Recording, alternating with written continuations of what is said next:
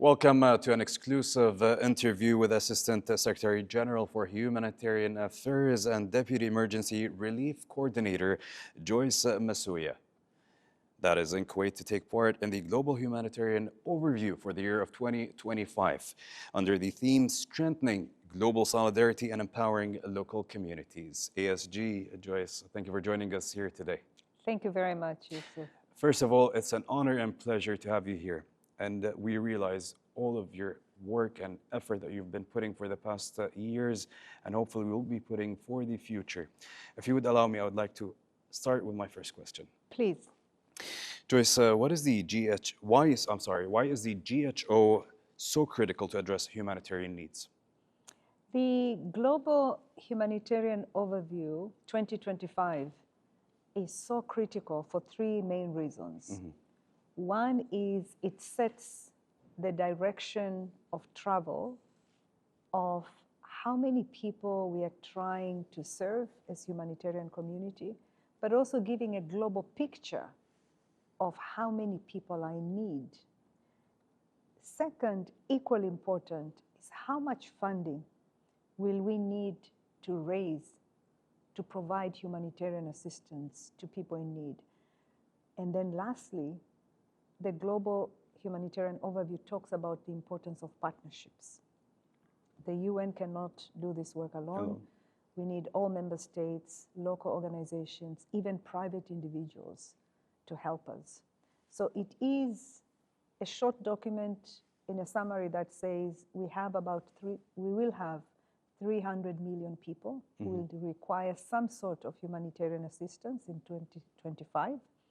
Out of which we will be targeting 190 million people to serve, and we need $47 billion to allow us to save lives.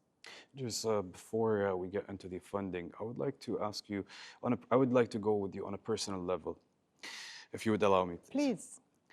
First of all, Joyce started as a microbiologist, is that correct? Yes. What made Joyce join this field of work?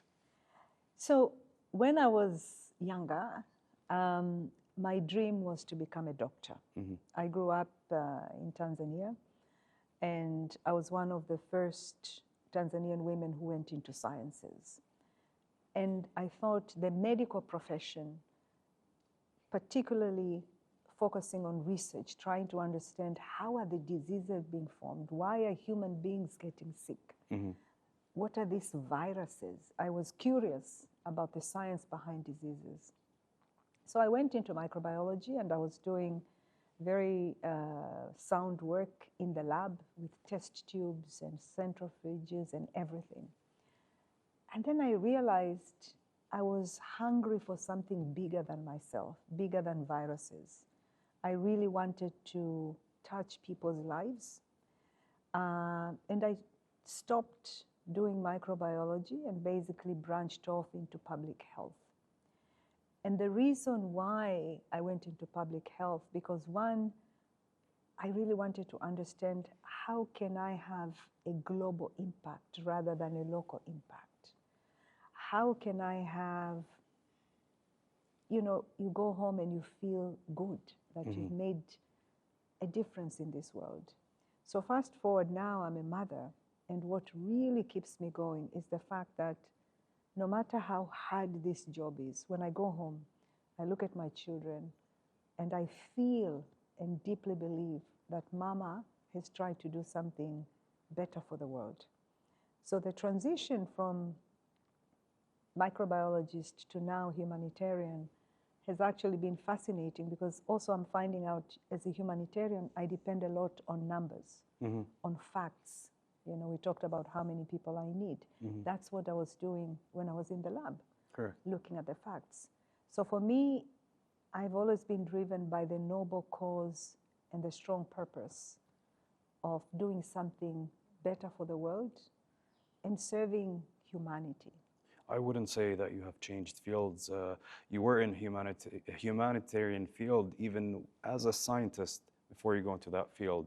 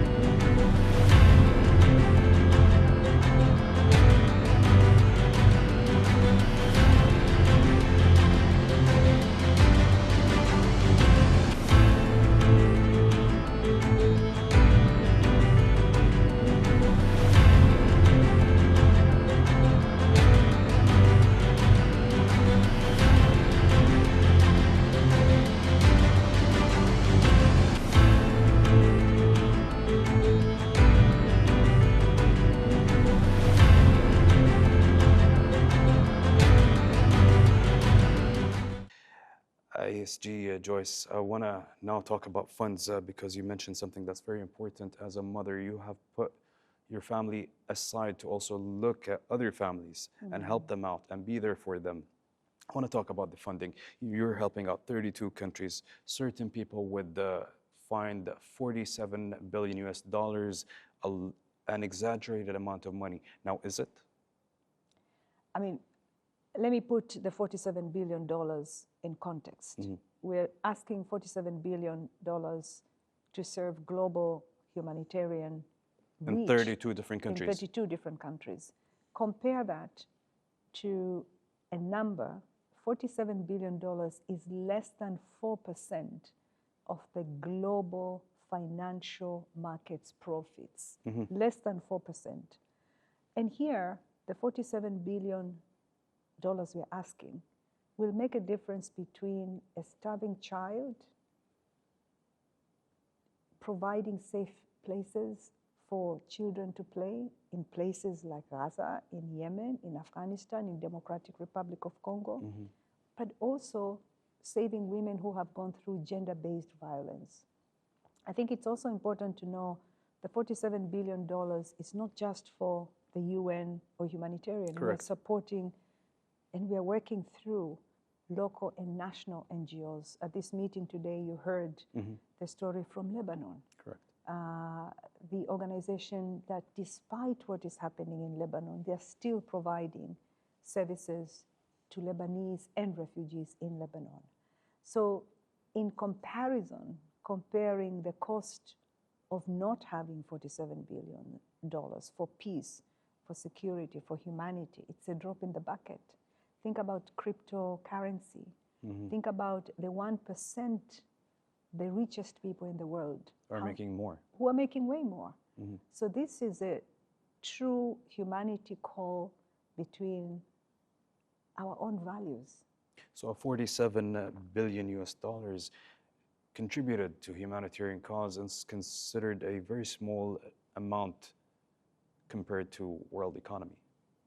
Absolutely. I mean, we can count many countries where GDP per capita Is higher. is much, much And higher. especially knowing that that 47 billion is being spread across 32 different countries and more than hundreds of NGOs, and it's going to, I'm assuming, more than 100 million families. Absolutely. So if we divide that number to by 100 million, it becomes to small numbers. So we're just breaking down to a certain individual, just reading 47 billion US dollars. It's a lot, but in reality, it's not. It's not. And I think it's also important to speak about the $47 billion is an important part of the GHO 2025. But equally important is the priceless sacrifices that the UN members humanitarians also are putting are on. putting. They're putting their lives and their families on the line every single day. So Absolutely. that is priceless. Absolutely. I mean, I'll give you a specific example. Right now, as we speak, I have colleagues in Gaza who have been away from their families for more than 9 months. And part of my job sometimes involves signing a piece of paper to clear my colleagues, including our national staff, to go into an active conflict area to provide assistance to people who are suffering. So I always think about, what about their families? What about their children? Who thinks about them? Thinks about them. Thinks about the sacrifices that they put themselves into. God forbid if something happens, can we put a price tag? No. So this work is about supporting them and the national NGOs and our local partners to just deliver amputational services to children, women who have been bombed, for example. So it's really a drop in the bucket considering the daunting scale of the challenges of saving lives.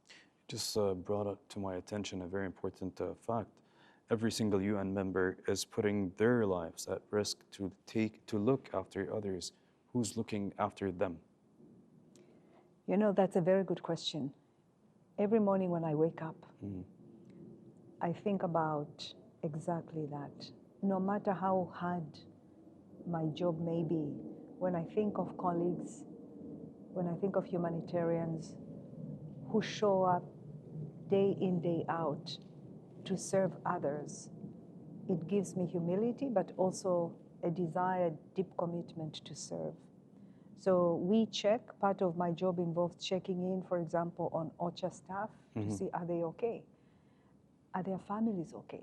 Not just physically, also mentally. Also mentally. So thinking and discussing with counseling services, because all of these colleagues have been traumatized. They have seen things that you and I cannot even imagine. True. So I also think about the impact. For example, we have humanitarians and staff who have gone back to their families and they're not the same because of what they have seen in some of this context. So imagine the impact on their families. You see a father and mother who has come back, but it's not the same person who used to be before they went into serving others. Kuwait's status as a global humanitarian hub was cemented in 2014 when the United Nations recognized the country's contributions to international aid and disaster relief. During this historic event, the late Emir Sheikh Sabah Al Ahmed Al Jaber Al Sabah was honored as a humanitarian leader as well, a testament to his tireless efforts in fostering global cooperation and providing aid to those in need. Kuwait emerged as a vital partner in addressing crises worldwide, contributing billions of dollars to support displaced populations, rebuild infrastructure, and combat hunger.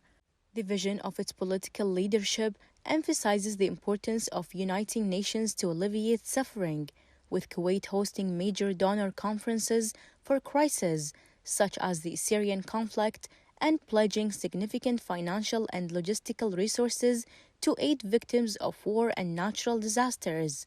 Today, Kuwait continues its humanitarian legacy under the leadership of the current Emir, His Highness Sheikh Mish'al Ahmed Al Jaber Sabah, may Allah protect him, bless him, who remains deeply committed to strengthening Kuwait's role on the global stage. Recently, His Highness the Emir met with the UN Secretary General Antonio Guterres to reaffirm Kuwait's partnership with the UN and its dedication to humanitarian causes. This meeting underscored Kuwait's sustained engagement in providing urgent relief to vulnerable populations and addressing global challenges such as food insecurity, refugee crisis, and climate-related disasters. His Highness the Emir, Sheikh Mish'al Ahmed Al Jaber Sabah, may Allah protect and bless him, has reiterated the country's commitment to maintaining strong relationships with international organizations to ensure a coordinated and effective response to humanitarian emergencies. The nation's steadfast dedication to humanitarian work underlines its unique position as a bridge between global stakeholders, working tirelessly to promote peace, stability, and development. This enduring commitment reflects the leadership's vision and the Kuwaiti people's generosity, solidifying Kuwait's reputation as a global beacon of hope and compassion. Let's stick to that topic, ASG. Joyce, what does the UN need for the year of 2025 in order for them to help people out there in need?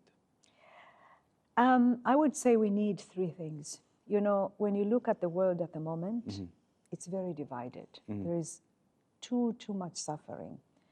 The UN is a body that has over about 190 member states. Whether you're a small country, big country, you have a voice.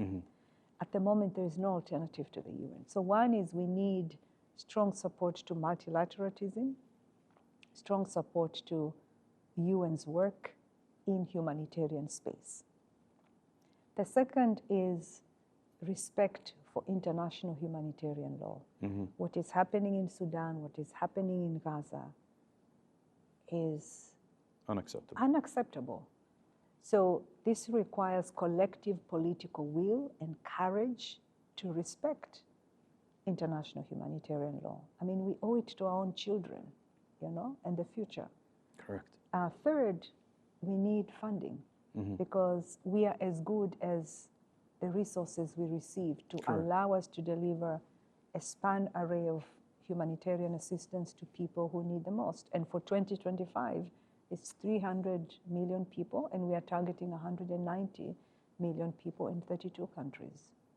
ESG, let's talk about the achievements of the UN this year, 2024, especially that we know that the world has been going through a lot of challenges, and it's been a challenging job for the UN itself this year. So what has the UN achieved in 2024? So I think I would like also to put it in context, because also when you talk about an organization called the UN, it's made out of staff who are actually serving in the United Nations. And within the humanitarian space, just think about this. We have lost 300 humanitarian aid workers, including our partners. And most of the That's a large number. That's a large, and think about their families as well. And most of these colleagues are national staff. They don't have the luxury of leaving when things are getting bad, because that is their home. Now, what have we accomplished? In 2024, we reached about 116 million people. Despite the active conflicts, despite natural disasters-driven humanitarian crisis, we've had my colleagues, many colleagues who have stayed and delivered. Two, we have worked with partners. Our operation, the Global Humanitarian Operation for 2024, was underfunded. About 47% we received. But think about the different taxpayers and countries who have gone through their own challenges and still invested in our work. And we are deeply, deeply grateful for that. Third, which is very important as well, especially for the GHO 2025, is the role of humanitarian diplomacy. There are so many wars that were reduced or access that was given because of behind the scenes negotiations led by the United Nations, led by humanitarian principles. Our Secretary General has been picking up the phone and making phone calls to parties at conflict to say, can you please stop so our humanitarian work can go in. This would not have happened if the UN was not there. I think lastly, I would say all voices have been heard. I mean, I was in New York during the General Assembly, and I met with many delegations from small, big, medium-sized countries. And just listening to them, it brings this sense of community and solidarity around our work. Mrs. Joyce, first of all, my sincere condolences to all the workers who have passed away while they were doing their job and helping other people. This year alone, you have lost so many good friends and colleagues. For that, we are deeply sorry, and our condolences go out towards the UN. Thank you. And we are grateful that nothing have stopped you to contribute by giving to the people. So sure, you have done more than enough, and you have contributed more than enough, especially those colleagues who have lost their lives while they were on duty. Thank you very much. Kuwait has established itself as one of the leading humanitarian donors in the Middle East and globally, particularly in conflict-affected regions. The country's commitment to humanitarian aid is rooted in its history, culture, and geopolitical position. Kuwait's contributions span a range of countries from Palestine to Lebanon to Turkey, Syria, and Sudan, as its efforts are recognized internationally for their scope, effectiveness, and consistency. Additionally, Kuwait has long been an advocate for the Palestinian cause, providing significant humanitarian aid to Palestinian refugees and the communities in the occupied territories. Thus, the Kuwaiti government, along with local non-governmental organizations, have consistently funded medical, educational, and relief programs in Palestine. For instance, the Kuwait Red Crescent Society plays a central role in the delivery of humanitarian aid to Palestine, providing medical care, food assistance, and emergency relief, especially in the Gaza Strip. In recent years, Kuwait has also funded several health clinics and hospitals in Gaza, aimed at mitigating the effect of the Israeli occupation blockade and frequent military confrontations. Kuwait's contributions are particularly notable in conflict zones and regions affected by natural disasters. It has played a significant role in supporting Syrian and Yemeni refugees as well, by funding essential services such as education, healthcare, and food security through organizations like the UNHCR and the World Food Programme. Additionally, Kuwait has hosted donor conferences and pledges billions of dollars to address humanitarian crises in the Middle East, Asia, and Africa. In addition to its air bridge to Sudan, Syria, Palestine, and Lebanon, in implementation of its political leadership's orders. Beyond emergency relief, Kuwait is committed to long-term development initiatives aimed at eradicating poverty and improving quality of life. Through the Kuwaiti Fund for Arab Economic Development, the country has financed infrastructure, education, and healthcare projects in over 100 countries. This dual focus on immediate aid and sustainable development underscores Kuwait's role as a global humanitarian leader, consistently contributing to international peace and prosperity. For my last question, if you would allow me, ASG Joyce, what role can Kuwait play in facilitating the humanitarian system in its response? Thank you.